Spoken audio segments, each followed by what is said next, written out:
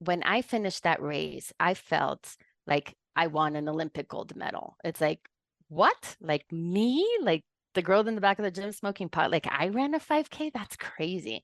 And if I could do that, what else could I do? And that feeling, it's the most empowering feeling in the world. Like that was the thing that I chased next, right? So what I realized is that if I gave the kids that feeling, they would chase more in their own lives. You are now listening to the podcast where authors inspire listeners to become authors, the Going North Podcast. I'm your host, certified self-leadership trainer, best-selling author, and book enthusiast, DomBrightmon. And you're going to be listening to a different author that will inspire you to join the business of immortality, known as authorship. Now let the fun begin.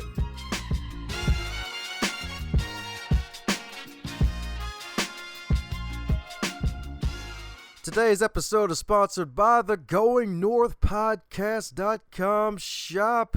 It is going to help you have northbound direction to your own success. If you want a great inspirational quote like advance others to advance yourself, or today a reader, tomorrow a leader, heck, even some puns like pile on and always fully booked on your tote bag, mug, hoodie, heck, even a t-shirt, and many, many other items. Head over to GoingNorthPodcast.com, click on the shop tab, and cop yourself some merchandise indeed. And that's GoingNorthPodcast.com/shop. And today on the highlight reel builder for authors known as the Going North Podcast, we got another super special, awesome human for you today, courtesy of Podmatch.com, the wonderful site where podcast guests get to connect with podcast hosts. And if they're cool, they're freaking in. And today's guest is cooler than two cucumbers, y'all. That's right, indeed, cooler than two. Why be cooler than just one cucumber? Like, go up higher, dang gummit. Inflation's here for a reason, because we got another super special, awesome human for you today, folks. That's right, indeed, because we got a best-selling author. She's not only a best-selling author, she's a wonderful mom of two, a wonderful multi-award winning serial entrepreneur, as well as a speaker and a mindset coach. So let's give it up for Miss CR herself, the fabulous Cristina Ramirez. How you doing today, Cristina? I'm doing well. I was super excited to be here with you today. Woo-hoo. That's right, indeed. The excitement is mutual indeed. That's right, with a big old X like it's DMX. R.I.P. That's right, indeed. Well, yes, indeed. Well, the good news is, as with all introductions, well, then again, I don't know if it's good news or bad news, but either way, it's news. Introductions aren't allowed to be 37 days, 186 years long. We probably only covered maybe 36 minutes. So, my goodness, mind filling in any cavities I may have missed about you, and tell the world who is the one and only Cristina Ramirez. It's your first time here. Well, thank you. First, thank you for having me. I feel like I'm the person, like my life has taken all these twists and turns to get me to where I am today. But I was born overseas. I came to the US when I was around 17. I started my career on Wall Street, which, if you know me, it's like, what were you doing there? But I was there. Um, I then went to Silicon Valley. I then went to the nonprofit world, and I started my business in 2013. And the reason why I started it was when I had my kids, I wanted to be a stay-at-home mom. And I did that for about a year, and it it wasn't for me. And not that it wasn't for me, but I needed something more. And that came with a lot of guilt, like how can my kids, the thing that I love them, the people that I love the most, not be enough? But I needed my brain to do something for my, other than watch Barney. So I became a preschool teacher, which is not that far. Um and when I missed my kid's he went to a Halloween party like in kindergarten, and I missed it because I had to take care of the kids in my classroom. I was like, that's it. The only way this is going to work is if I start my business. And I began in 2013, and I've never had a job since. I've always worked for myself. Ah, there you go. So it sounds like someone likes to live their life on the edge. That's right, indeed. That's right, indeed. And she's a pension for punishment. She chose to teach preschool. Yes, I love that age group though. It's a crazy, but you see like human nature unadulted, not, or like without any filters. It's like it's raw. It's raw emotions. Like they love things, they hate things, they tell you how it is.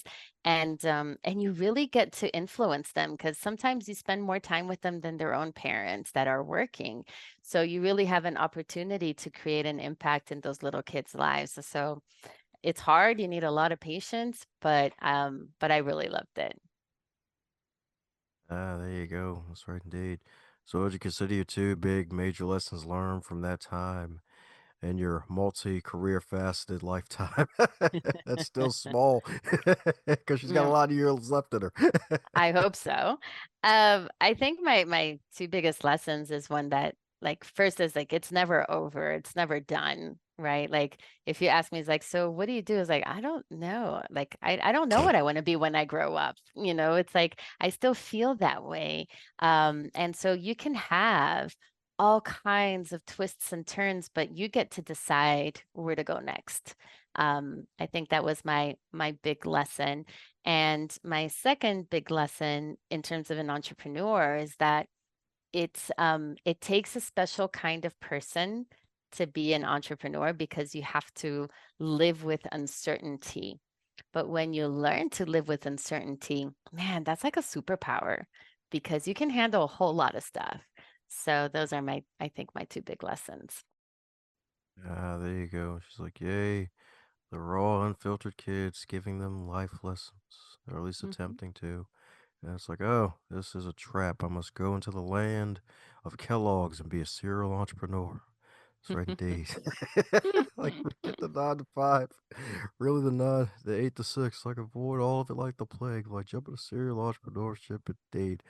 So, my goodness. So, I guess it sounds like Wall Street, then I guess met your husband at the time, then went to preschool teaching, then jumped back into serial entrepreneurship, if I'm not mistaken, if I got the timeline right. Yep, yep. I did Wall Street, Silicon Valley, nonprofits, met my husband, stayed at home, preschool, entrepreneurship. That's kind of the line. So you were right. Oh, okay, cool. All right. It's good that we're in a conga line and not one of those squiggly lines, even though No. it probably felt like Mhm. squiggly line. Mm. As long as you don't end up like biting your butt, right? Going back and forth. Well, then again, that would involve some mean yoga. And a lot of flexibility, which I do not have. Oh, it's there's got to get enough water and rubber bands in you. Mm. Let me stop. A whole lot of it. So my goodness, I made that jump back into serial entrepreneurship, and my God, it's been, I guess, 10-year anniversary of that. So my goodness, my goodness. So what led you to that wonderful realm of self-awareness, be able to stay a serial entrepreneur for that long? Because that takes a lot of dedication, especially being a mom and sadly a widow on top of that. Yeah. When I started, my goal was to make, fortunately my husband was doing well and like my goal was to make $600 a month so that I could pay for my kids' music lessons. So I went to my kids' preschool, I mean not preschool, my kids' school, and I said to the principal, I was like, "Hey, can I do a little run club after school?" Because by then I had like a fat to fit story, right? I was the girl in the back of the gym smoking pot, and I became a runner and a triathlete. So I asked her if I could do it after school, and I would donate back a percentage of my profits to the school. And she said yes. And I said, okay, great. And I started, and I had like 20 kids. And what I realized is that they couldn't care less about running, but they loved the stories that I would tell them about doing Ironman or about I did a race with a friend of mine that was quadriplegic. And how was that? And was it hard? And so I understand. Okay, let me back up for a second. Like I ran a 5K and the first 5K ever. And when I finished that race, I felt like I won an Olympic gold medal. It's like, what? Like me? Like the girl in the back of the gym smoking pot? Like I ran a 5K? That's crazy. And if I could do that, what else could I do? And that feeling, it's the most empowering feeling in the world. Like that was the thing that I chased next, right? So what I realized is that if I gave the kids that feeling, they would chase more in their own lives. So I started creating games that were challenging and they were difficult, but I supported them so that they would ultimately be successful. And guess what? Those kids had the same feeling. Like, wow, I just did that and that was so hard. Like, what can't I do? So then I knew I was onto something. And I took 3 years and I created a curriculum called Empower Fit. And in 2018, I started teaching other moms across the country to start their own businesses so they would teach this curriculum in their communities. And today so I've helped start over 200 small businesses by women. We're in 41 states. We've coached over 10,000 kids. And what I did is like quote unquote translated that curriculum to corporations. And so I also work with teams and corporate teams teaching empowerment and growth mindset, but in a fun and playful way. So I never had the opportunity to stop because I feel like I'm 100% passionate about what I do.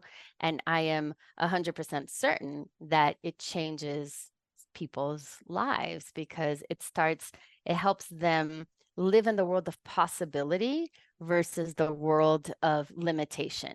I'm not saying it's easy, and I'm not saying that things always work out, but at least they think it's possible. And I love being the catalyst for that. I don't know if that answered your question. Maybe I went on a tangent, but hopefully. Meow, catalyst swag. You love to see it. That's right indeed. That's right indeed. But hey, I guess there's a lot to do with it because they have to raise money and such, and then of course, loving the kids and getting to share some stories with them, getting them to use them youthful legs to run while they can. That's right Mhm. indeed. Before some of them might have to go with the bionic cyborg swag in their 60s plus. That's right indeed. Oh, I'm bionic and I'm 50. I already had a full hip replacement, and I'm like I got a full hip replacement at 49. So See, all that running from the law you were doing. Let me stop. mhm. I'm just all joking. that running, not hopefully, thankfully not from the law, but yes. That's right indeed. That's right indeed. So my goodness, so being able to do all that, glad you still here after the hip replacement, because I'm sure it was painful as heck for the first couple days, if not couple weeks, with all Yes. the stuff going on. I guess, and you're probably not doing any of the 5Ks anymore. And now you got that thing. Yeah. I probably could, but I used it as an excuse not to. I was just like, I'm done. I do other things. Definitely do other things indeed.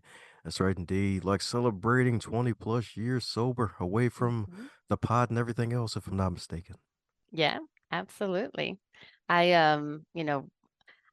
I was so I'm 20 years sober, and I remember like I was suicidal when I got sober, and like I had my stomach pumped like 4 times or something. Like I was really in bad shape. And I used to cringe telling the story, but I realized like that's not who I am anymore. That was the Christina of 20 years ago. And it's important for people to understand and to realize like, you know, we go through these things, but there is help, so if anybody is struggling, they should must 100% seek help. But for me, what I realized is that I didn't want to die. I'm not an idiot, right? Like if I really wanted to die, I probably would have, but I just didn't want to feel the way I was feeling anymore. And I didn't know that it was just a part of me, it wasn't all of me. So fortunately, I got good care and I was able to overcome that and I got sober and everything that I ever wanted came to me. My dream, like, I, for better or for worse, I love my parents, but my mom always raised us like we're three girls. She's like, a woman can never be happy without a man. And I like I got, I had the love of my life. I had a great business. I had a great family. We were living in Miami, Florida, and we moved to a little town in rural New Mexico, kind of because we're hippies and, just to live life on our terms. So had I not survived my suicide attempts and had I not gotten sober, none of this would have been possible. And so when I look back, I'm just so grateful, like so grateful that, things turned out the way they did. Yeah, that's what I'm talking about. I'm glad you're still here indeed, because suicide is definitely not the answer. Definitely No. far from it. Shouldn't even be a consideration at all. That's right. Shouldn't even be on a multiple choice exam at all. That should be far away on an island. Like keep that mess on like North Sentinel Island or something like that. That's right Hmm. indeed. Where somebody smacks you in the face where you think about it. It's like, oh, darn, what's North Sentinel Island again in the mind? Like, oh, they hit me with a spear. They said, come back to reality. Come back to reality Yeah. indeed. So, my goodness. So, any advice for those dealing with that, possibly that pain now, since Mhm. you went through those attempts, especially, I guess, going through supreme withdrawal, it sounded like at first, 20 years ago? Yeah. The way that you feel right now is not the way that you're going to feel forever. And when somebody told me that, I grabbed onto that with everything that I could. Like that was my hope. It's like the jonesing, the withdrawal that I was feeling in that moment. Like somebody told me, it's like, I promise you that there will be a day that you're not even going to think about this. Like that's not even going to cross your mind, no matter what happens. I promise you that that day is coming. And the same thing for somebody who's like in such a dark place that thinking that maybe dying is better than for them and for anybody else than living. That is not the case. It's just your mind is playing tricks on you. And that low that you're feeling now, it's not going to be like that forever. You just have to hang in there long enough to see the miracle on the other side. Ah, that's right indeed. Especially when the miracle on the other side is on both sides indeed. We're all walking miracles indeed. That's right Yeah. indeed. That's I right. mean, we are, if you think about it, like we come from like little microscopic things that we can't see, and like full bodies are born from like our belt. Like, do you know how many things can go wrong? Or if you think about how many cars there are driving in a highway, like, do you know how many accidents could happen at every minute? So yes, things happen, but more often than not, we're all like a walking miracle. Like we're a little speck of dust flying in the universe. That's kind of crazy. So yeah, all of it is mad. And I'm not a religious person, so this has nothing to do with religion. For me, this is just, awe of life itself. Ah, okay. That's what I'm talking about indeed. Because life is good, especially when it's in the neighborhood. That's right indeed. Especially when the neighbors got hoods, then it'll be really the neighborhood. For sure. Well, it ain't just about hoodies, it's about the fabulous Christina indeed. So my goodness. So if I'm not mistaken, you got this fabulous book here that's Mhm. actually comes from one of those pain to power situations indeed. So my goodness. So what inspired you to join the business of immortality? I love that. The Business of Immortality. That book flowed out of me. So I lost my husband to cancer in December of 2021. And when I was going through that, I would share on Facebook, what was going on with him or how it was feeling. And throughout my first year as a widow, like I shared, what the different challenges that I was having, the insights that I was having. And everybody's like, oh, you should write a book. You should write a book. And I didn't. But then after when it was close to the anniversary of his death, I just like, you know what? I'm just gonna write and see what happens. And I realized, writing the book, like I wrote it in 1 month, which is super fast. But I realized the same tools that I used to help myself over what or through what was the worst year of my life are the same tools that I have been teaching for years for my clients. It's all the same. So if I was able to use those tools to get through my first year as a widow, you can use it for whatever challenge you're having. And that's kind of how the book came to be. It just kind of, it came right out of me. Yeah. Yes, indeed. And sorry for the loss of your husband like that, especially Thank the you. speed of how it happened. Like, my God, 7 weeks after a darn diagnosis. What the heck? Like, God. Yeah. Yeah, it was yeah, we were all like, what? So it's tough, but it does happen, and it's it's the worst experience I've ever gone through in my life, and grief is very personal, so you can't tell somebody that's grieving, well, you should, or it's like this. It's kind of like this crazy beast that comes and goes as it wills until you learn to live with it, because you're never going to overcome it. Like, I'm always going to have that grief, but you learn how to work around it and with it in order for you to be happy again. Because, like he died, but I didn't. And I'm a mom and I have two teenage boys, and I want to give them a good life and I want them to be happy. And in order for me to be able to do that, I need to be happy too. As I'm talking about, indeed. That's right, indeed. That's right, indeed. She's a warrior, y'all. That's right, indeed. And it helps that her wonderful book is titled Empowered by Discomfort. So, my goodness, what inspired the title? Because it's pretty darn good. Because a lot of folks like to talk about the comfort zone and be like, yeah, get out of it. But it's like, hey, well, it's another next level for you. It's almost like extreme ownership. It's like discomfort comes to me and I get empowered by it. It's a 100% correct, right? Um, I think that nowadays we feel like, even though we intellectually know that Instagram is not real, we feel bad about ourselves when our insides don't match the pictures that we see on the outside. But I'm a believer that we all have challenges. I have mine, but you have yours, and your listeners have theirs. But instead of being afraid of them, instead of being like, oh man, I wish I didn't have this, or like, oh, do I really have to deal with it? Instead of doing that, if we embrace that discomfort, that's what's going to give us confidence, because we're going to get through something that's difficult. It's going to force us out of our comfort zone to our next level. So discomfort is just like flashing signs that are saying, is like, this is what we have to work on right now. This is what's active in our, in our being. So it's just, that's all it is. It's just guiding us. Discomfort guides us to where we want to go. And when we tackle that discomfort, then we're empowered, because on the other side, it's like, damn, I'm kind of a badass. Like, I just went through that and I survived. Like, hell yeah. And you just stand a little taller and you act a little different, because you're more confident. So you are empowered when you face challenges. You are empowered by your discomfort because it forces you to do something about it. It's like you cannot ignore discomfort. You can, but it's not going to work out in the long term. Right, indeed.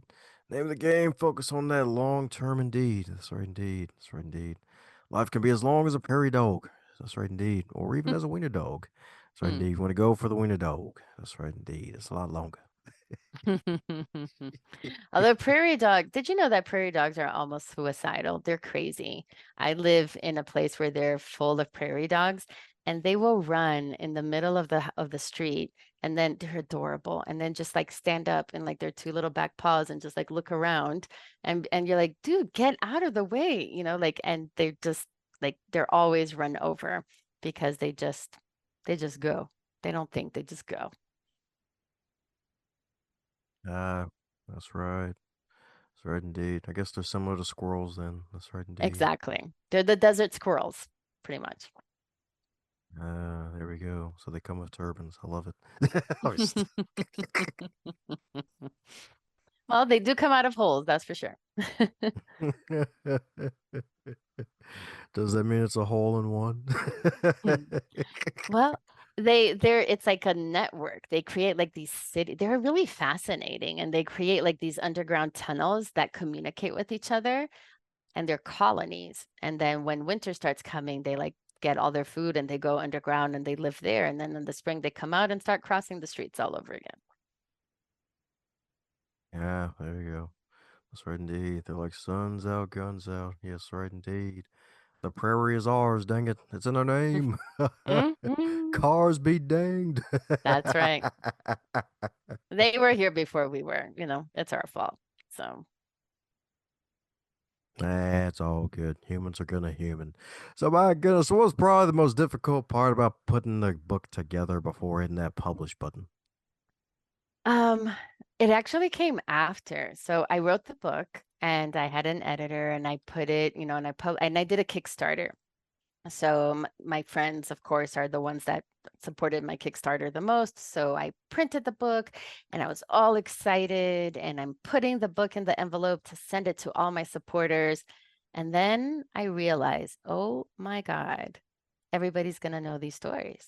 Everybody's going to read it, which means that everybody's going to judge it one way or another. And there was this little part of me that really cringed, because you're vulnerable. You are putting yourself out there in a way that maybe your acquaintances don't really know. Maybe my family does, but like people that I work with or future clients, like it's out there, right? Like there's no turning back. And that was really hard. But then what I realized is that, if it helps one person out there not follow through on their suicide, or if it helps one person out there understand that they have the power, and they do, to change any circumstance in their life, fuck it, it's worth it. So that's how I got over that. But for 1 second I was just like, oh my God, what have I done? What have I done? But it's done now. That's right, it's done. And I mean, it's alive. That's right, indeed, it's alive. It is. But I get a lot of people that will write to me and they'll say, like, thank you for being so honest, or thank you for being so vulnerable and open. Because the book is part memoir, but it's not really a memoir. It really gives you tools to help you overcome and to help you face challenges, because again, you're going to have them. So you might as well learn how to navigate them. It's not going to be easier. Challenges are hard by definition, but you are going to have the tools to be able to analyze them, to see them from a different point of view. Instead of being like, ouch, this hurts, it's like, ouch, this hurts. What can I do to learn from it? And you become a different person. And and that person can surprise you, because you don't really know what that confidence in you can do for you, and where it's going to lead you, and what opportunities it's going to open up for you. So I'm talking about, indeed, opportunities galore. That's right, indeed. And speaking of opportunities, you've been on quite a few podcasts already promoting the good work that you're doing. So for the, uh, man, that I was about to ask the wrong question out of order. So my goodness, so is there a question that you wish folks would ask you when you're on the guest side of the microphone on these podcasts? I love when the questions is, well, is there a way out? Right? Like, is there a way to feel more confident because I am a kid and I don't have any control, or I'm a woman and blah blah blah, or the color of my skin is blah blah blah, or the person that I prayed for, or the deity that I prayed for. It does not matter. And I'm a huge firm believer of this. I've lived all over the world, and you know, you have the power inside of you to change whatever it is that is outside of you, unless it's health, right? Like, if I could have saved my, like, you can't, husband, I can't be born an adult and die a baby. But for everything else, there's a solution. The problem, we think the problem is, I don't know, that we don't have a house that's big enough, or we don't have a house in a neighborhood that's safe. The problem is not that you don't have the house. The problem is that you don't have the money to have the house. And that's a solvable problem, right? So you can always go back to what is the root of that problem. And that is solvable. It's not easy. It's not fun. And maybe you have to be creative, but there is a solution. And I hope that people that read my book close the book and say, like, all right, like, this part of my life that really hasn't been working for me, I got this. I can do this. There you go. You can do this indeed. That you can. That's right indeed. That's right indeed. You won't even need a mountain. You can definitely do it indeed. So, any words of encouragement for widows who may feel like there's no way out? Yeah, that again, like the way that you feel today is not the way that it's going to feel forever. And when my husband first died, I saw this TED talk about this woman who lost her husband, maybe it was like 5 years or something. And she said that in her TED talk. And again, like I grabbed onto that. It's like, okay, like this is going like because grief is like this wave of pain and it just like it throws you to the floor, it brings you to your knees, and it just like there's nothing that you could do to stop it. Like there just isn't. It's like this sadness that is overwhelming. But over time, that they come in less, those waves come less frequently. And when there's the space between them, it's space for you to breathe and for you to grow and for you to like learn to live this new reality that you have. And so grief is very individual. Nobody, like, your love of the person that died is never questioned by anybody.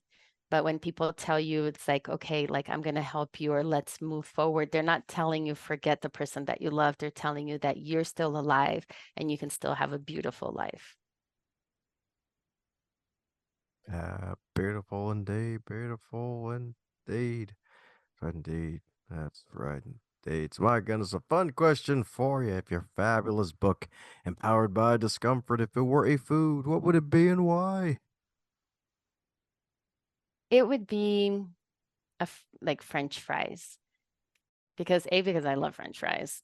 I love French fries, but I also think that French fries, like it's a lot of little pieces that together get you full, right? So there's a lot in there. There's tools and there's stories and there's like my stories and there's stories from my clients and there's just a lot of different things that hopefully together give you like a nice basket of French fries that you can enjoy. Haha, there we go. That's right. Funny enough, I think you're the first one I think who's actually said French fries. My goodness, can't freaking believe it. Well, good. I'm glad that nobody else has that French fries. That would be a little embarrassing. I mean, like it's like the classic side. It's like, hey, you want fries with that? Like Eh, supersize it. Come on. there we go. Yes. Yeah, that's right indeed. That's right indeed. That's right indeed. That's right. So that means grab multiple copies, y'all. That's right indeed. You can't just have just like the small container. You got to get the wonderful fries at the bottom too. You got to buy five Yes. random copies from the bottom of the bag. Uh, Well, and they're salty and they're crunchy and they're yummy and there's full. Granted, they're not very healthy, but okay. But my book is a healthy thing. But it does. I think it does provide a lot of opportunities for you to taste life. For you to really enjoy the life that you're given, regardless of what it looks like or what the challenges that you're facing right now are. As I'm talking about indeed, as I'm talking about indeed. That's right. Facing those challenges head on and overcoming them. That's right indeed. And then when discomfort shows up, it's like, that just means it's time to level up. Mhm. Exactly. But that's all it is. That's all it is. That's right indeed. That's right indeed. So my goodness, we're coming down to the magical question that every guest gets to receive, and that is if you'll wake up tomorrow and you're 25 again, but you're still in the current year, what advice would you give to yourself? Do the thing, be the thing. Like stop worrying about what other people may or may not think because you never know what's around the corner. You might be here until you're 105 or you might be here until tomorrow. So, and people say it's like, well, I'll be happy when. Hmm. Just be happy now. Like there's no, there is no when. You don't know when is going to come. So just enjoy it at this moment. It can, I think that's what I would tell myself. Don't worry so much. Just do the thing. Yeah, that's right, indeed. That's right. Do the thing. Do the damn thing, y'all. That's right, indeed. Do the thing. You know what it is. That's right, indeed.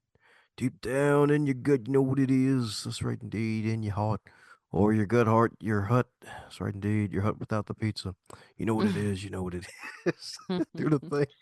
But you know what? Like you do know what it is, but we keep complicating things and we say, I can't, like, I really want to be a singer, but I can't because blah, blah, blah. Or there is no can't. Like, yeah, there's an obstacle, but you have the power to overcome the obstacle. So just go figure it out. Like, it doesn't have to be easy for it to be worth it. There you go. Doesn't have to be easy to be worth it. That's right, indeed. That's right, indeed. She believes in L'Oreal because she's worth it, y'all. That's right, indeed.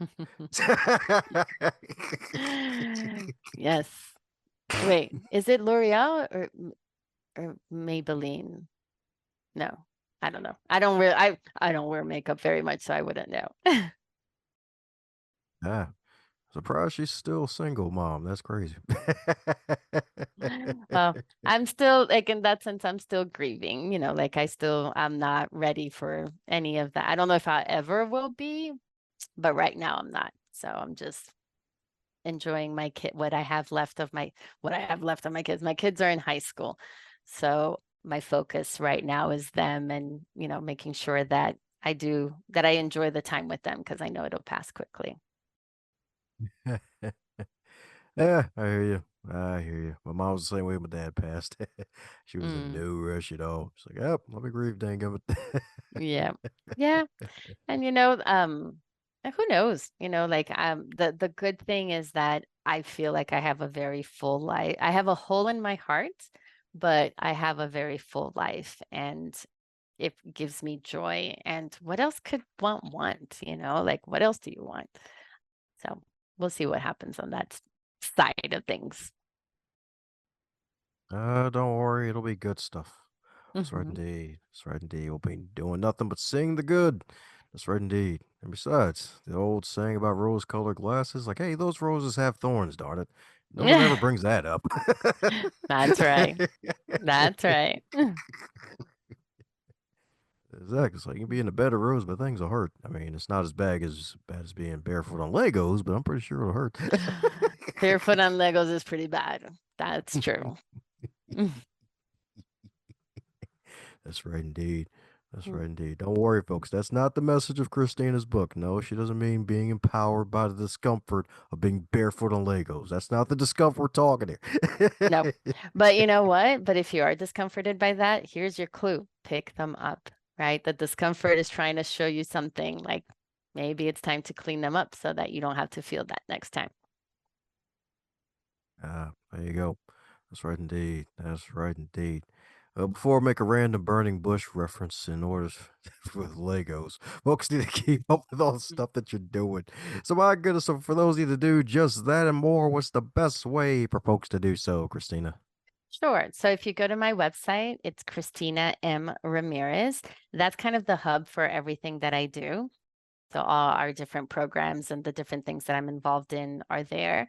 And people think I'm crazy, but I answer all the emails. So there's a contact form in there. And if you want to send something or if you want to say something, if you want to ask something or you have any comments, just send me an email. I will answer. I may not answer that very hot minute, but I will answer.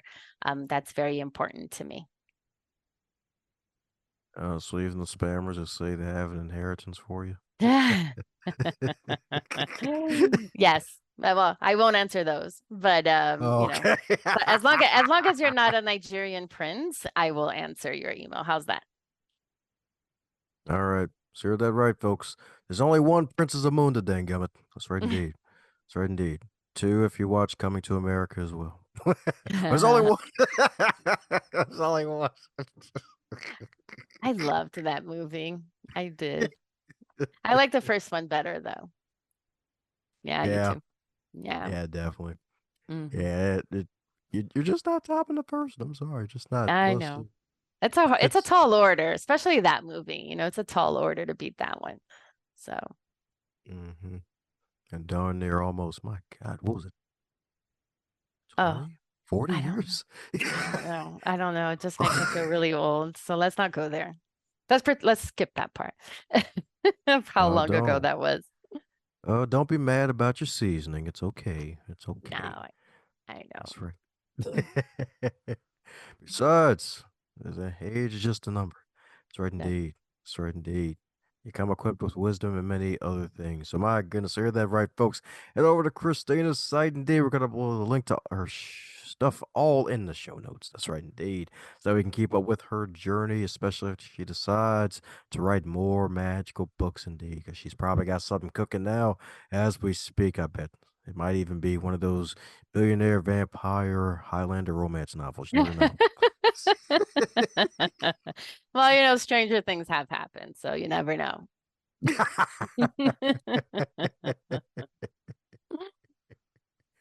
right indeed. She will combine all those elements together. That's right indeed. And then the sequel will be Dracula in the Hood. That's right indeed. Let me Dracula stop. in the Hood. Why not? I And want to maybe suck a Mary blood. Poppins will meet him there. You never know. Well, she do be popping. Yeah, she will. She will. Lollipoppin too. There we go. Dracula and Mary Poppins in the Hood. That's right Hmm. indeed. That's right indeed. It'll be like 2007 Ti. Big things popping. Yes. Well, I should go ahead and write that quickly before one of your listeners gets that amazing idea and runs with it. And then we'll be like, what happened? Like, that was my book. You'll be the podcast guest for a whole month if you actually follow through with that novel. I'll be like, yes, someone actually ran through my stupid ideas. I was just throwing off the cuff for no reason. I'm like, yeah, There you the go. mind control was actually working for real this time. Like, God, he's actually a vampire, was a Highlander. Oh man, it's a romance novel all at once. Like, how'd this even happen? Oh my Yeah, goodness! And now the sequel. He's in the hood. He is doing drive-bys. This makes no sense whatsoever at all. that's what makes it a bestseller when it doesn't make any sense.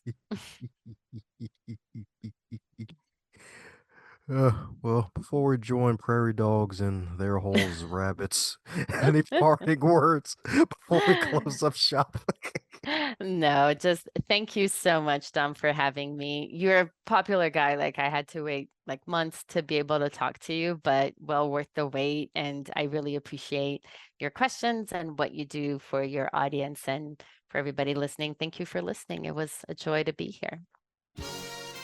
If you're hearing this part of the episode, that means you're one cool individual. Thanks a bunch for tuning in, and if you enjoyed what you heard, be sure to share it with at least one other person in your network. Bonus points for 3. And be sure to check out the backlog too while you're at it, because there are hundreds of wonderful episodes to choose from as well.